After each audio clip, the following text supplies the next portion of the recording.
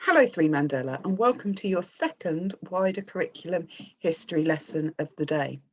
In this lesson, our learning objective is, can I communicate my ideas and opinions about how Britain was changed by the Industrial Revolution?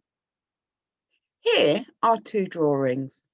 One is just before the Industrial Revolution began. One is towards the end of the Industrial Revolution. The picture before the Industrial Revolution shows Britain in 1750. The one towards the end of the Industrial Revolution shows Britain in 1900. I want you to use all of your detective skills to look carefully at the pictures and to tell Mr. Fox what you notice about the pictures. I want you to think about what is the same and what is different in the pictures. So you're looking carefully at the pictures to see what is different and what is the same. Pause your video and tell Mr. Fox what is the same and what is different. Well done for looking carefully at the pictures. If we look at the pictures, we can see that they both have roads in. Here is the road and here is the road. So they both have roads in. The difference is that in the 1750s, the roads were very poor and would often just be dirt tracks. Let's continue to look at the pictures. In both pictures, we can see that people are busy at work. But Britain in 1750 was mostly involved in farming, and we can see lots of farming going on in the picture. We can also see industries such as spinning and weaving. But by the 1900s and Britain in the 1900s, this had changed, and we can see that it was far more industrial as we have big steam-powered factories. We have ironworks, we have coal mines. In this picture, we have some housing. We also have housing in this picture. But in Britain in the 1750s, the rich family would live in the big manor house, which we can see here. And everybody else would live in these buildings where they worked. But by the 1900s, there were rows of back-to-back houses as more and more people began to live in the cities. So the town is getting busier as time goes on. Also in this picture, we can see the church, but I can't see a picture of a church in Britain in the 1900s. So the church was probably a little bit further away than some of the big industrial buildings. In the first picture, Britain in the 1750s, we see horses doing all of the work, carrying things to different parts of the country. Whereas Britain in the 1900s, canal boats were used to transport goods along the canals to other parts of the country, and the railway was used to move goods around the country. Well done for sharing your ideas with Mr. Fox. Please watch this video. Make notes and come back to my video when you are done. The link is on your task sheet, and I have also put the link in the video description. So, what was the Industrial Revolution? The Industrial Revolution was a time of massive change in Britain. It began in 1760 and lasted until around 1900. In this period of 140 years, it was the birth of the modern world as we know it. Britain changed from a rural country with small industries to a very industrialised and wealthy nation. Did you know the world revolution means a huge change? Can you say the word revolution? Revolution, revolution, revolution. Industry, a collection of companies all involved in the same type of production or business. Can you say the word industry? Industry, industry, industry. Let's find out a little bit more about Britain in 1750. Before the Industrial Revolution, Britain was an agricultural country. Most people lived on farms and grew their own produce and had their own livestock. Livestock is another way of saying animals that would live on the farm. Most industry, pottery and weaving, was done at home. These were called cottage goods. So people worked at home. The fastest transport for most people was a horse and cart. Only a small amount of people lived in the large towns, and the total population of the country was less than 10 million. Britain in the 1900s.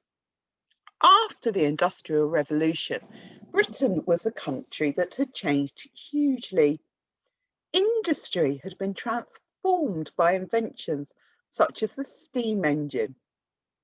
This led to factories being put all over the country. Most people lived in large towns near to the factories where they worked. Transporting people and goods across the country became much faster with the development of canals, roads, and railways. The population of Britain was now around 30 million people. So we can see that there were a lot more people living in the country now. Britain changed so much during the Industrial Revolution that it was almost unrecognisable. For example, a trip from Manchester to London took 4 days in the 1700s. By 1880, it only took 4 hours. Pause the video and have a little bit of a think about this question. Do you think these changes would have led to any problems? Have a little think about that question and see if you can tell Mr. Fox your answer. One of the problems I can see in the picture is if we look, there is far more pollution from all of the factories. So the air quality wasn't as good. Let's find out what life was like during the Industrial Revolution. Huge factories were built in towns. This resulted in people migrating to towns from the countryside.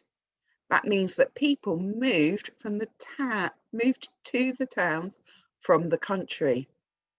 People were attracted to factory work by reliable pay and that there was a lot of work. However, working in these factories was extremely difficult. People worked very long shifts in dirty, noisy, and very dangerous conditions. There were not many laws to protect workers in factories during the Industrial Revolution. Injuries were very common as most machines were unguarded. So that means that you could go to work and there was a real possibility that you could get hurt from one of the machines. Factories sprung up very quickly during this period. Houses for workers were built rapidly and close to their place of work. Workers often lived in poor quality and cramped housing. So that means lots of families might have lived together in a very small space. The cheapest type of housing was back-to-back terracing. These terraces rarely had clean running water access. It was common for illnesses to spread quickly in these areas, as it was often very dirty. These industrial towns were often overcrowded and polluted. Britain in 1900 was a very different place to live. Undiscovered parts of the world had been explored. Raw materials, goods, foods, for example, fresh milk and post, all arrived much faster. Some people had made their fortunes on the railways or in industries. However, many people lived in poverty and suffered from poor housing, poor working conditions, and lots of health problems. Your first task today for activity 1, I would like you to draw 2 pictures.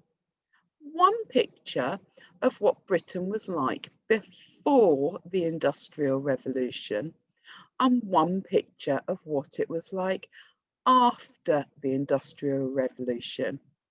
You must label it. Then you can upload your pictures to Tapestry for me to have a look at. So activity 1, draw 2 pictures. One picture of what Britain was like before the Industrial Revolution and one picture of what it was like after the Industrial Revolution. You must label it, and you've got the pictures here to help you with that task. Or you can choose to complete activity 2. Draw a table out like this and fill it in using your knowledge of the Industrial Revolution. So you will need to carefully draw your table using a ruler, and you will need 2 headings. One heading says what Britain was like before the Industrial Revolution, and our second heading says what Britain was like after the Industrial Revolution. So let me show you how we could complete this.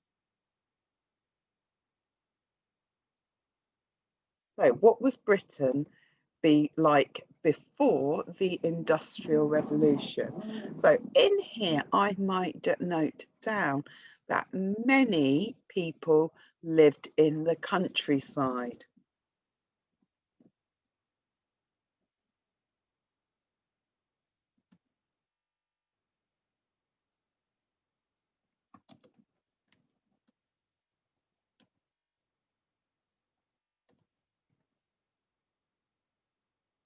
Then I would think about what Britain was like after the Industrial Revolution. Many people had moved to live in the cities. So I could write many people had moved to live in overpopulated cities. So if you can choose to complete activity 2, you would need to write some information into your table. I look forward to seeing your work on Tapestry and hearing how you got on in our live session tomorrow. Remember to note down any questions for our live session so that we can talk about this.